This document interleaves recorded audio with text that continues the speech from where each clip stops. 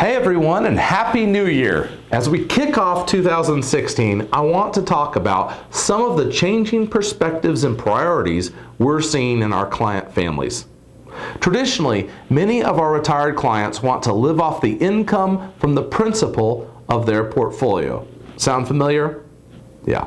Well, solid financial planning rules of thumb suggest taking out 4% per year, which allows that principal to grow and allows for that 4% that you're receiving to receive a raise each year to keep up with the cost of inflation.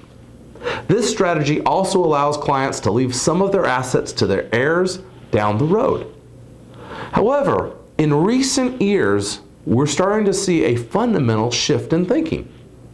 More and more parents are of the mindset that they provided for their children's education, which, let's admit, costs a lot more than when those parents were in school.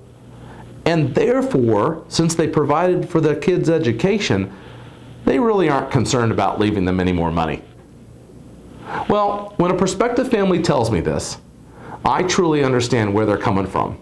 And this is a trend that I believe will only grow over time because, let's face it, education expenses are growing more and more over time. And it's becoming a standard part of our financial planning process for the typical everyday American family. The parents are choosing to give their kids their inheritance by paying for those education costs, maybe even the grandkids. And when these families come to us in retirement and say they'd like to spend all of their money and for that final check that they write to bounce, I get it. Here's the problem, though, that I have, however, as a financial planner. Many of these folks that come to me with this idea, well, it's good.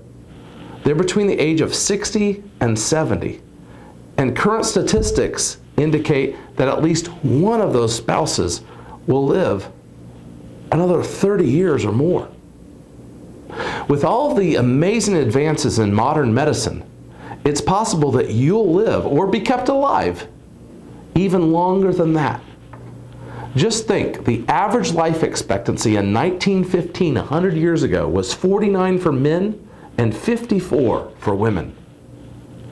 And I have no problem putting together a financial plan that assumes you'll die at 85.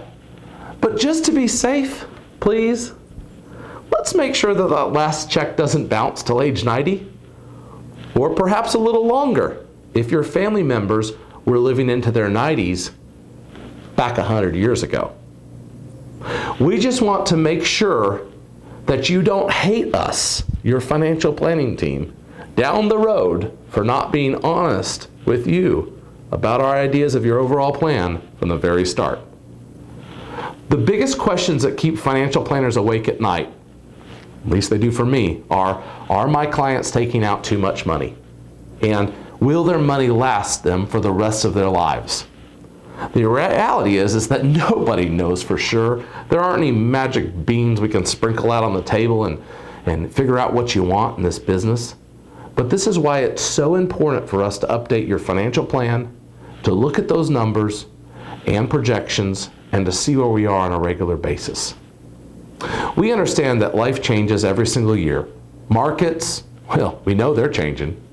Tax laws change as well.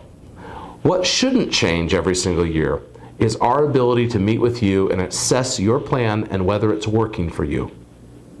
So for our clients, please make sure to return our phone call when we reach out to schedule your first quarterly update meeting between now and April.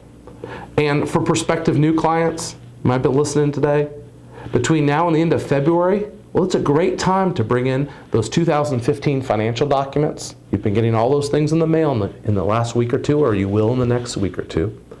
But bring in those 2015 financial documents, and we can give you a second opinion about your plan, where you are now, what it looks like will happen in 2016 and 17 for you, and perhaps we can help you find a solution to the questions that you have. Regardless, we look forward to seeing you soon.